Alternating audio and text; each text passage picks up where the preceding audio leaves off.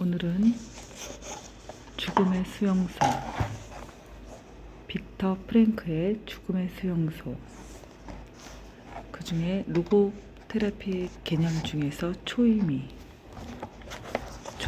대해서 읽도록 하겠습니다.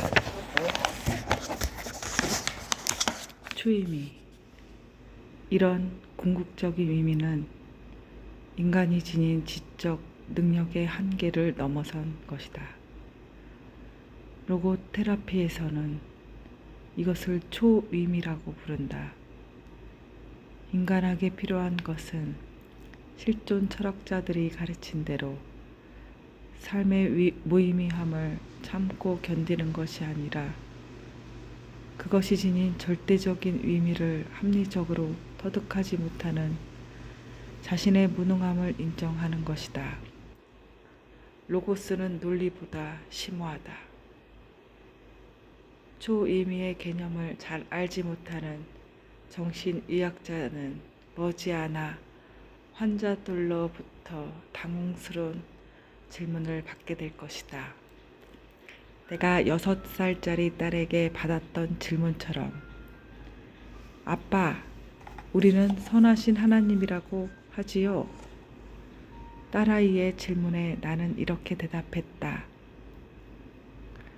얘야, 몇 주일 전에 내가 홍역에 걸려 고생하고 있었지? 그런데 선하신 하나님께서 너를 낫게 해주셨잖니? 꼬마는 수긍할 수 없었던 모양인지 다음과 같이 반박했다. 하지만 아빠, 이걸 잊지 마세요. 처음에 홍역에 걸리게 한 것은 하나님이에요.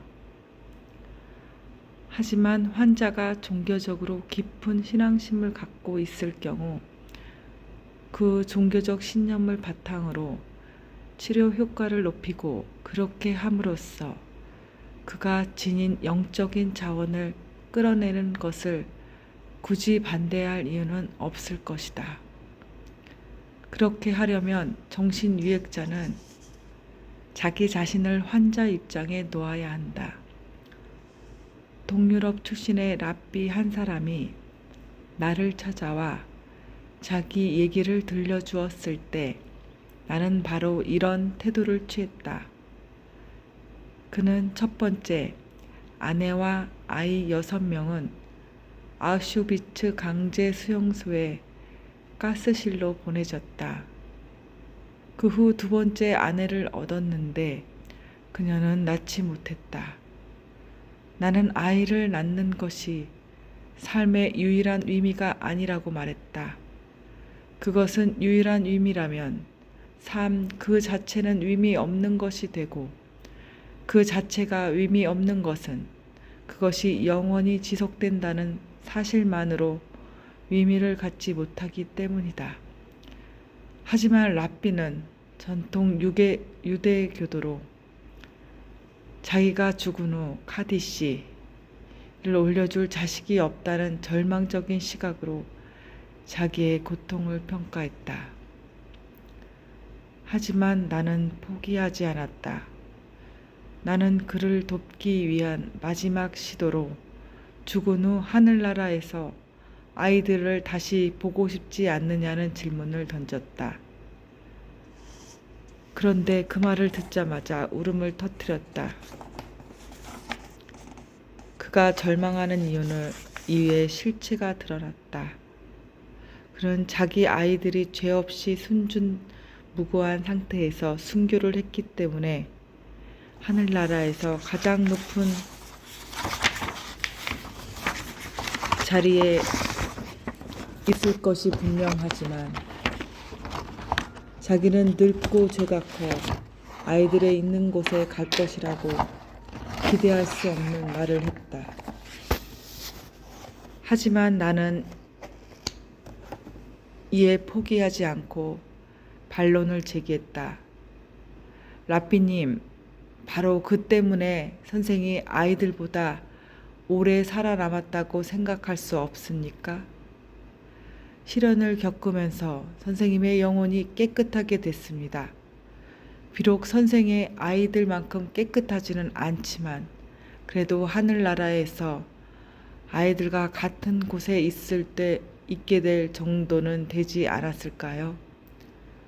너희가 흘린 눈물을 내가 다 알고 있노라 라고 시편에도 쓰여 있지 않습니까?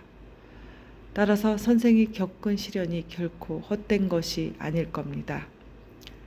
실로 몇 년 만에 처음으로 그는 내가 열어준 새로운 시각을 통해 고통으로부터 안식을 얻을 수 있었다. 이상 읽었습니다. 내일은 삶의 일회성에 대해서 로고테라피의 기본 개념 중에 2부 삶의 일회성에 대해 다음 시간에 읽도록 하겠습니다. 빅터 프랭크의 죽음의 수용소, 빅터 프랭크가 지었는데요.